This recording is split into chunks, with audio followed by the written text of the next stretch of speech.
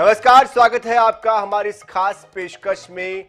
मैं हूं सनी गंगासागर आपके साथ में और आज हमें लिखना पड़ रहा है सियासत का बजरंग बान।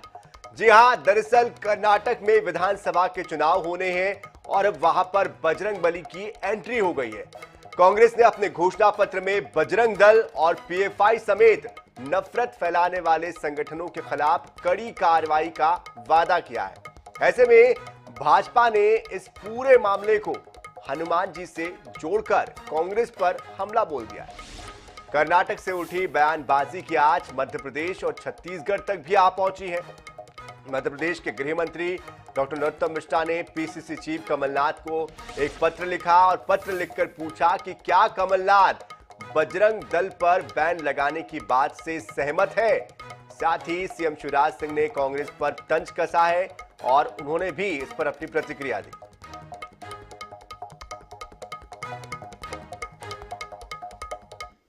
जो माननीय कमलनाथ जी को मैंने लिखा है, इसका मजनून कुछ इस तरह से है कि मैंने कई उनके ट्वीट देखे। वो बहुत बड़े हनुमान भक्त अपने आप को बताते हैं। कई ट्वीटों पर उनके पे हनुमान जी के चालीसा का उल्लेख रहता है। कई ट्वीटों पर वो लिखते हैं राम लक्ष्मण जानकी जय बोलो हनुमान की। अब स्पष्ट करें आदरणीय कमलनाथ जी, जो कर्नाटक में कांग्रेस ने अपना घोषणा पत्र जारी किया है, दृष्टि पत्र जारी किया है, मैनिफेस्टो जारी किया है, उसमें बजरंग दल की तुलना पीएफआई से की है। कभी इनके मंत्री बोको हराम से कर देते हैं। अब कमलनाथ जी बताइए कि आप इनके साथ हैं या नहीं हैं।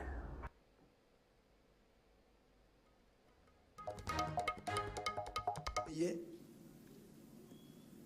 बजरंग दल पर प्रतिबंध लगाने की बात करते हैं। वो बजरंग दल जो प्रखर राष्ट्रवादी संगठन है, वो बजरंग दल जो आतंकवाद का विरोध करता है, लव जिहाद का विरोध करता है, सामाजिक सेवा सहित देशभक्ति के भाव अपने धर्म और संस्कृति के प्रति स्वाभिमान का और जागरण का भाव पैदा करता है, उसकी तुलना पीएफआई से, आतंकवादी संगठन से। कमलनाथ जी बड़े हनुमान जी के भक्त बनते हैं। प्रतिबंध बजरंग दल पर लगाने की बात कांग्रेस कर रही है, कमलनाथ भी जवाब दें।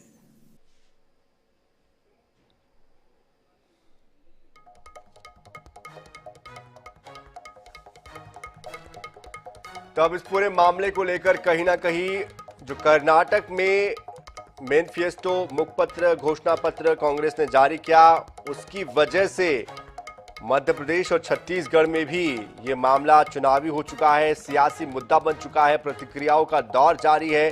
कई जगहों पर बजरंग दल की तरफ से इस पर अपनी नाराजगी जाहिर की गई है, कुछ जगहों पर प्रदर्शन भी किया गया है।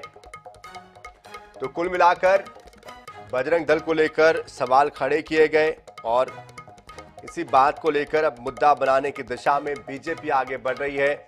विशेष संवाददाता अनुराग मालवीय हमारे साथ जुड़ चुके हैं। अनुराग, कहीं ना कहीं कांग्रेस ने बीजेपी को बैठे बिठाए एक बड़ा मुद्दा दे दिया है और चूंकि बीजेपी पहले से ही हिंदुत्व को लेकर राजनीति करती रही है, ऐसे में कितना माइलेज इसका बीजेपी को मिल पाएगा?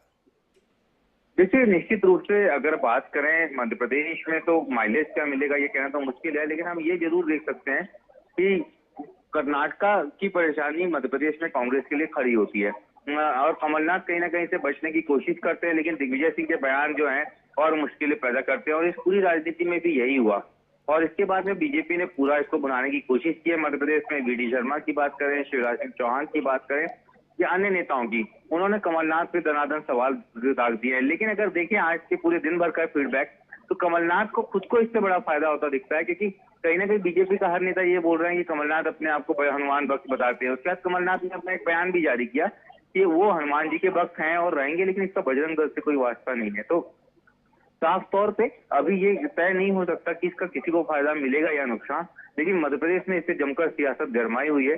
तमाम बड़े नेता बीजेपी और कांग्रेस के इस पे बयानबाजी कर रहे हैं, लेकिन हाँ, कहीं ना कहीं अगर मुश्किलें बढ़ सकती है भविष्य में तो कांग्रेस की बढ़ सकती है अगर संभल के इस पूरे मुद्दे को लेके बयानबाजी कांग्रेसी नेताओं ने नहीं की तो। खासतौर पर दिग्विजय सिंह जिन्होंने पहला बयान देके थोड़ा सा तो मुश्किल में कमलनाथ को डाल ही दिया और उसके बाद में मुख्यमंत्री ने उन पर निशाना साधा। जी बिल्कुल, कांग्रेस अपना वचन पत्र भी बना रही है, तो ऐसे में क्या ये माने कि इस दिशा में भी अब कांग्रेस यहां पर सोच सकती है और इस पर जाहिर तौर पर अब दोनों ही दल फिर से एक बार सियासी मुद्दा इसे बनाएंगे? देखिए, कांग्रेस के घोषणा पत्र में इस तरह की कोई बात मध्य प्रदेश में नहीं होगी, क्योंकि कांग्रेस में मध्य प्रदेश में जब तक कमलनाथ है साउथ हिंदुत्व की बात होती है, हनुमान जी की भक्ति की बात होती है, आयोजन होती है। इसके उलट कहीं ना कहीं वो ये जरूर कर सकते हैं कि हनुमान जयंती पे अवकाश की घोषणा कांग्रेस कर सकती है। अब देखने वाली बात ये होगी कि उनके घोषणा पत्र को किस तरह से डिजाइन किया जाता है और इस मुद्दे को कैसे डाइल्यूट करती है कांग्रेस। जी बिल्कुल, क्या कांग्रेस की तरफ से कि कोई बड़ी प्रतिक्रिया आई है किसी बड़े नेता की तरफ से इस पर? क्योंकि हमने देखा कि नरोत्तम मिश्रा जी ने एक लेटर लिखा है कमलनाथ जी को। बिल्कुल, खुद कमलनाथ की प्रतिक्रिया आई है और कमलनाथ ने इस संदर्भ में ये कहा है कि तो बजरंग दल की बात वो नहीं करते, लेकिन अगर कोई संगठन आतंकवाद फैलाता है या हिंसक गतिविधियां करता है तो उसको बैन होना चाहिए। लेकिन उन्होंने साथ में ये भी कहा कि इसको किसी धर्म विशेष या किसी एक दल से जुड़कर नहीं देखा जा सकता। कमलनाथ ने आगे बढ़ते हुए कहा कि मैं हनुमान जी का भक्त हूँ और रहूंगा और मुझे इसका कोई सबूत देने की जरूरत नहीं है। तो दोनों ही तरफ से काफी बयानबाजी इसको लेकर हुई है और सभी शीर्ष नेता बीजेपी और कांग्रेस के इस मुद्दे में कूदते नजर आए हैं। जी चलिए अनुराग, आप नजर बनाए रखिए, आगे भी आपसे हम अपडेट इस पर लेते रहेंगे। बहुत बहुत शुक्रिया इस पूरी जानकारी के लिए। तो कुल मिलाकर अब जो सियासी मुद्दा है वो बजरंगबली से होते हुए आगे बढ़ रहा है। कौन कितना बड़ा भक्त है बजरंगबली का, वो साबित करने की कोशिश दोनों ही दल करते हुए दिखाई दे रहे हैं।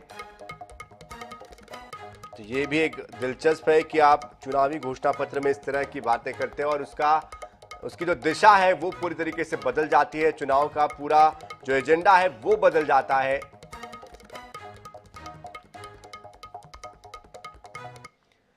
तो कर्नाटक में कांग्रेस ने बजरंग दल समेत कई संगठनों पर प्रतिबंध लगाने का वादा अपने घोषणा पत्र में किया है। बजरंग दल पर बैन के वादे से मचे बवाल की गूंज छत्तीसगढ़ में भी सुनाई दे रही है। यहां एक तरफ सीएम भूपेश बघेल ने बजरंग दल को लेकर कड़ी टिप्पणी की है, तो वहीं दूसरी ओर विपक्ष ने सरकार को हिंदू विरोधी ठहरा दिया है।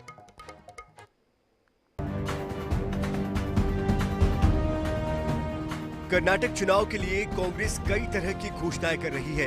इनमें बजरंग दल समेत कई संगठनों पर प्रतिबंध लगाने की घोषणा भी शामिल है। बजरंग दल पर बैन के मामले में पीएम मोदी से लेकर भाजपा के कई नेताओं ने कांग्रेस पर तो हमला बोला ही, छत्तीसगढ़ में भी इसे लेकर सियासत तेज हो गई है। दरअसल बजरंग दल पर बैन को लेकर सीएम भूपेश बघेल ने कहा है कि कुछ लोग बजरंगबली का नाम लेकर गुंडागर्दी कर रहे हैं। यहाँ ऐसे लोगों को ठीक कर दिया गया है, फिर भी अगर शिकायत मिली तो इस पर विचार करेंगे।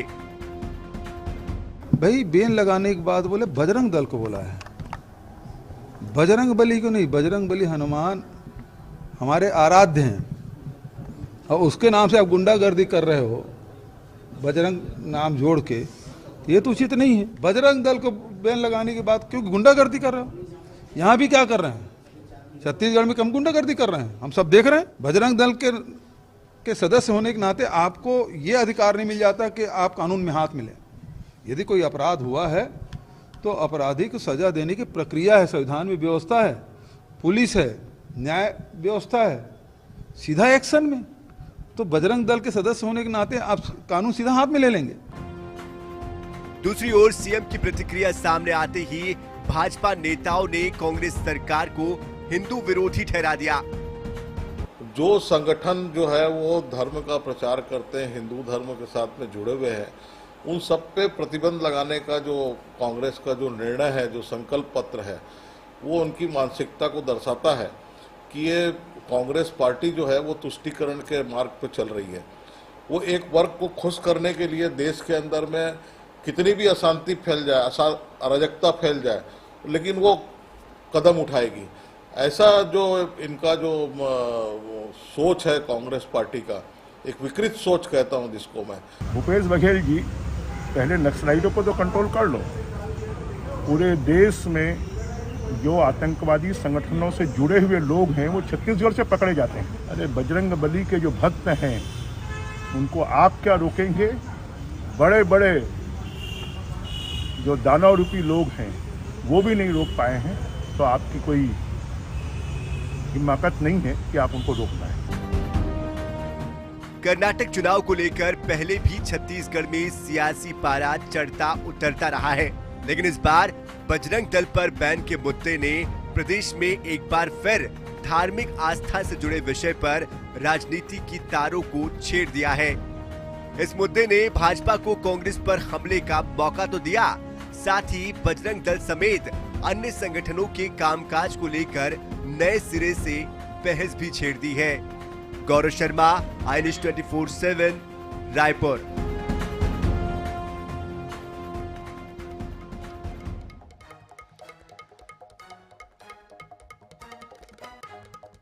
तो सियासत का बजरंग बाण मध्य प्रदेश और छत्तीसगढ़ दोनों ही जगहों पर चल रहा है, और इसी विषय पर बात करने के लिए हमारे साथ मध्य प्रदेश से विकास बोंद्रिया बीजेपी के प्रवक्ता जुड़ चुके हैं, साथ ही कांग्रेस से स्वदेश शर्मा जी जुड़ चुके हैं। आप दोनों का बहुत स्वागत है।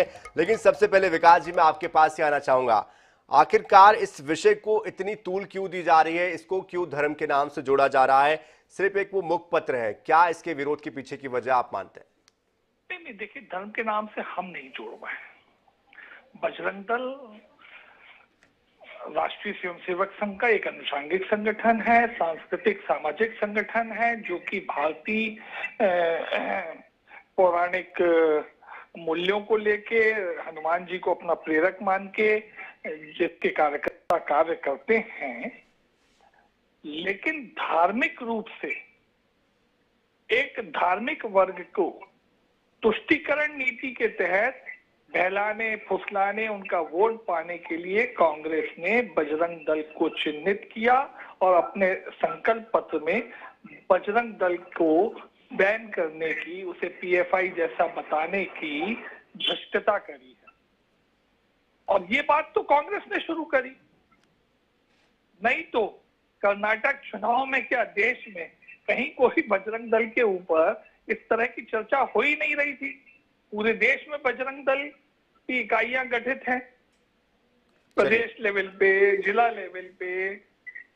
स्वदेश जी, क्या जरूरत आन पड़ी इस तरह से कि आपको बजरंग दल और पीएफआई को एक साथ कंबाइन करते हुए बोलना पड़ा कि अगर हमारी सरकार आती है तो हम इस पर बैन लगाएंगे?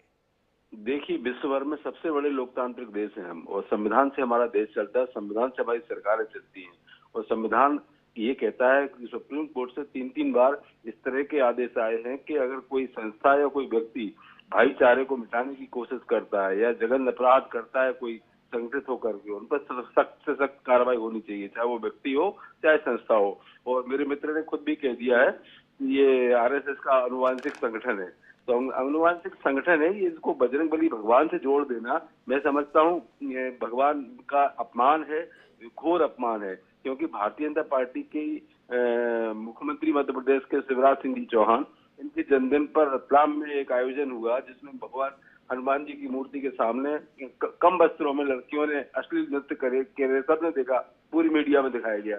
हमने ये भी देखा है बुलंदशहर में एक इंस्पेक्टर की हत्या होती है और सरेआम हत्या होती है, और हत्यारा कौन होता है? बजरंग दल का प्रमुख।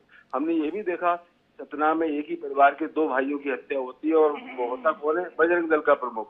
अब एक की बात नहीं, 50 की बात। हमने वैलेंटाइन डे पर भी देखा है, वैलेंटाइन पूरा देश मनाता है, भारतीय जनता पार्टी कुछ भी करती रहे, लेकिन ये इस तरह के आयोजनों को रोका नहीं जा सकता है।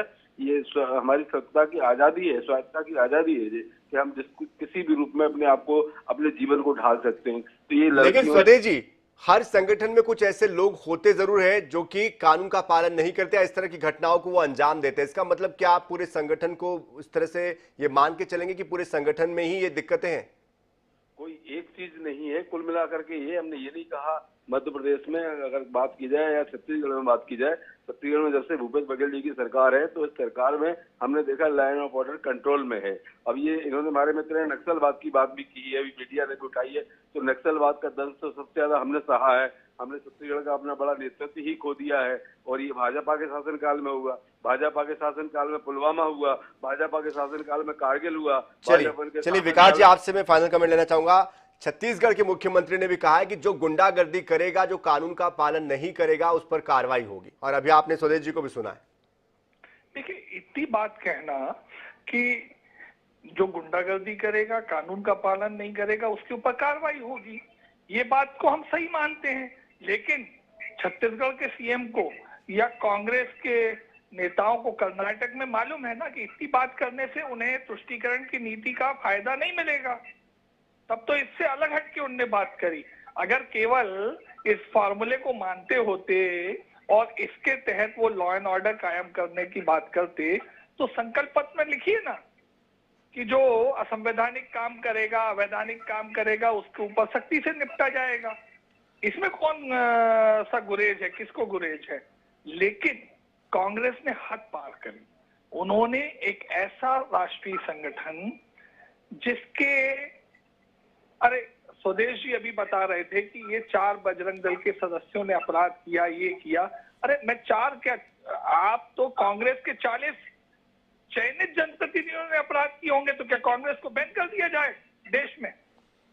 तुष्टीकरण की बात बार बार होती है स्वदेश जी, क्यों आपको लगता है कि इस तरह के शब्दों का इस्तेमाल कर रहे हैं? क्यों नहीं आप वहां लिखते हैं कि भाई जो अपराध करेगा या इस तरह से धर्म के नाम पर अगर आप उन्माद करते हैं, अपराध करते हैं, तो उन पर सख्ती बरती जाएगी? स्वदेश जी, चलिए शायद उन्होंने डिस्कनेक्ट कर दिया है फोन अपना, लेकिन बहुत बहुत शुक्रिया आप दोनों का ही हमारे साथ जुड़ने के लिए। तो कुल मिलाकर कर्नाटक की राजनीति में बजरंग दल का जिक्र हुआ और वहां से जो शुरुआत हुई वो मध्य प्रदेश, छत्तीसगढ़ और अन्य जगहों पर भी अब जाती हुई दिखाई दे रही है। और कुल मिलाकर बजरंग दल को लेकर जिस तरह से कहा गया कि पीएफआई और बजरंग दल पर बैन लगाया जाएगा, उसके बाद अब तमाम बजरंग दल के जो कार्यकर्ता, नेता हैं और जो बीजेपी के नेता हैं